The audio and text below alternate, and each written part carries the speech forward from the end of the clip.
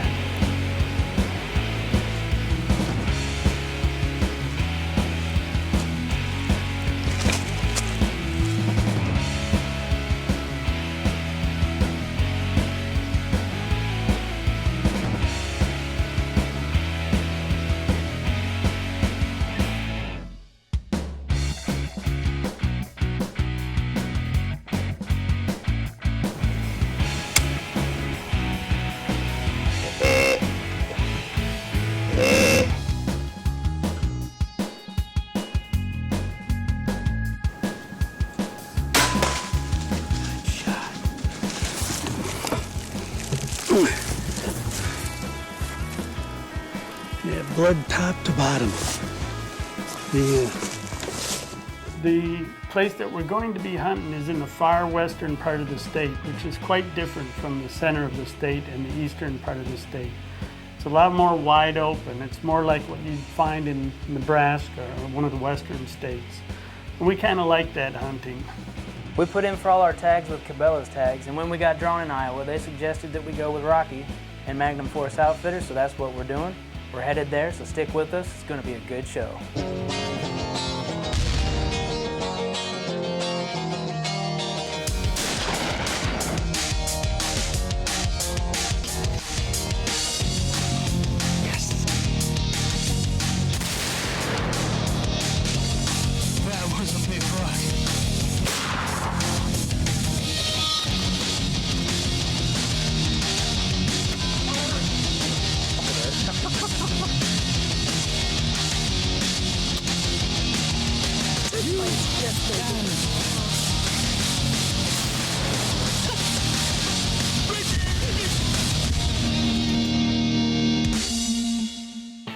So just like all of our big trips, it starts at Dark 30.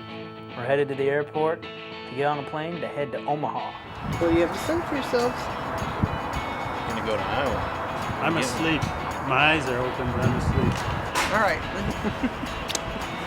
You all stay warm. Yes, we will. Make a hill.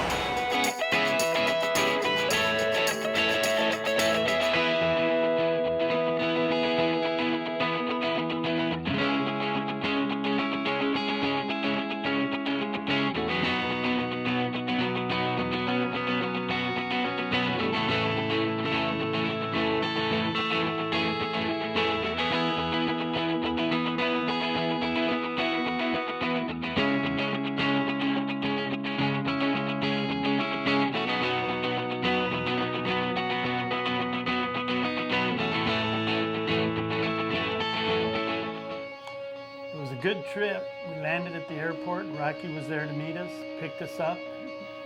We told him we wanted to go buy a Cabela's before we went to camp. We did that, picked up some more gear. Right. And Cabela's check, more gear check. Get into camp, what's the first thing you want to do? Well, we got out there and the first thing I did was check my crossbow. And I had been using it for about a year, and I got to admit that I was probably a little negligent on the maintenance. All weapons require maintenance, even bows.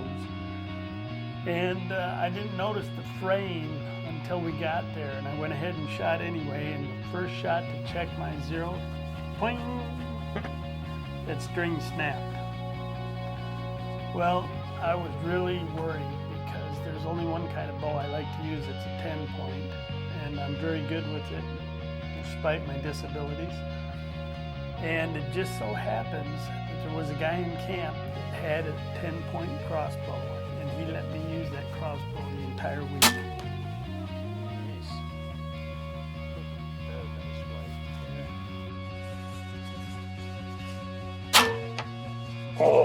that's it. Oh, I love that. That's 35 yards. Yeah. Let's go look at it. This is the first time I've ever shot one of these. Yes. Yeah, what is this model? Titan HLX. Oh, I love that bull. It's pretty good. Oh, yeah.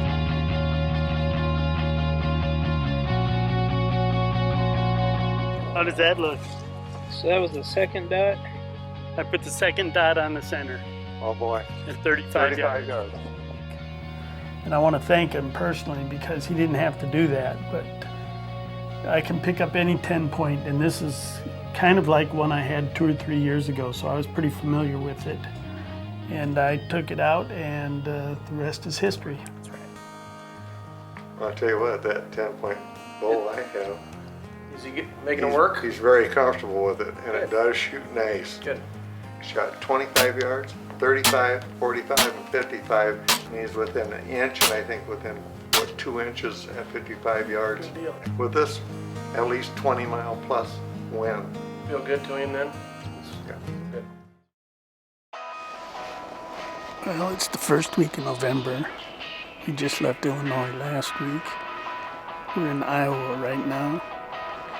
And this is our first day out. We've got some trail cam pictures of some real nice bucks, a 10-pointer and a 12-pointer. And we're right down here on this river bottom. We got a food plot right in front of us. So far we haven't seen anything this morning, but we're gonna stick it out for the entire day and see what happens. Hopefully tonight we'll see that big buck come out. It's a little chilly, but we're handling it pretty good with all this gear we've got.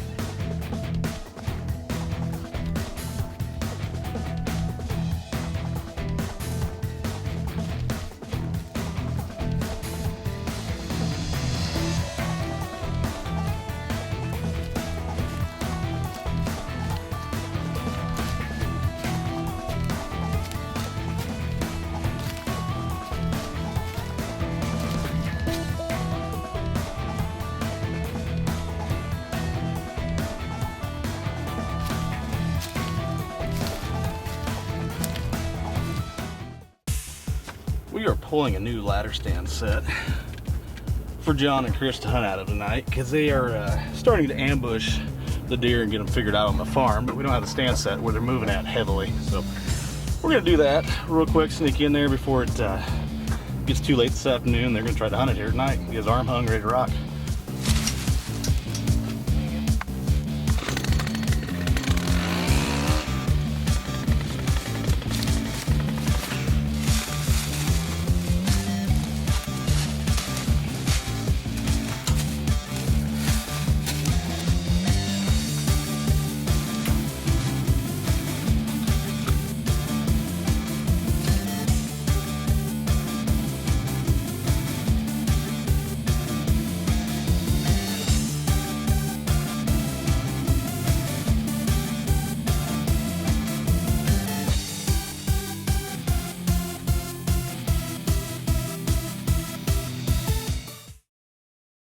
I liked the way Rocky took care of us. Every night we went back, we had a fresh meal. We had nice, comfortable accommodations. When we got up in the morning, Rocky let us use one of his trucks. We got ourselves out to the area. That was nice and refreshing. All right, day 4 of 5 in Iowa. We're headed out to the stand for our afternoon hunt. It's about 2 o'clock-ish. It's been really hot, really windy. Movement's not all that great, even though the rut should be going pretty good by now. It is November the 8th, I believe. And we're gonna get out there and get after them. What do you say there, Dad? Well, we're headed into the final here. We're in day 4. Day 5's tomorrow, last day. Last 2 or 3 days it's been warm, 70 degrees, sustained winds, 30 miles an hour. But tonight they say it's all gonna change. It's gonna get cool, starting early this afternoon. And the wind's supposed to die down to 7 miles an hour. We're gonna get in the stand and we're gonna ambush them big time. So stay tuned, the action should be hot and heavy. Not hot, cold and heavy. How's that? Sounds good to me. So, the next time you see us, we should be in stand and on big buck. Let's go. Let's hunt Iowa. We decided this time we were going to try using a decoy, which we'd tried earlier in the rut, and it just backfired on us. It wasn't the right timing at all. But it seems like there's about a 2 or 3 day window where they get so angry when they see a decoy out in their field, they just go nuts. And that's exactly what happened. You'll see it in the film. This stuff works. It'll eliminate all the human scent. We've had deer running by here all morning, and none of them have alerted to human scent. Sometimes you put these decoys out, you leave your hand and fingerprints and the sweat on there, and the deer are gone. You'll see.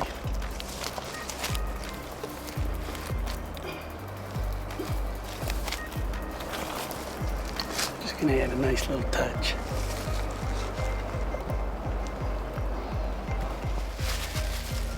Get ready to run. Here go the tarsal glands. Get ready to run. I'm not kidding, this stuff smells so bad. If it gets on your body, it'll be there for 6 weeks. Whew. The wind favored us, and they had a food plot set up right outside of a major bedding area. Not in the bedding area, not too close, just right. And the wind was going to our face, and there was just a steady stream of deer coming through this open area outside the bedding area. We're actually sitting over, it's a food plot of turnips and the new secret ingredient this year that they're raving about, radishes. The deer just seem to be eating them up. Yeah, they were coming through early morning, mid-afternoon, late in the day. They were just a steady stream of bucks.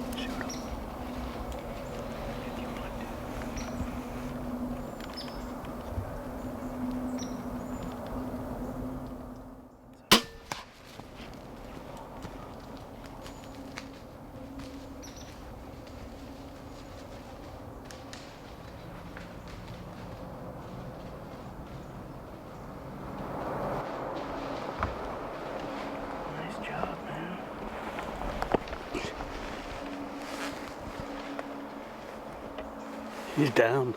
Yeah, He's right there. you did it. Can you believe that?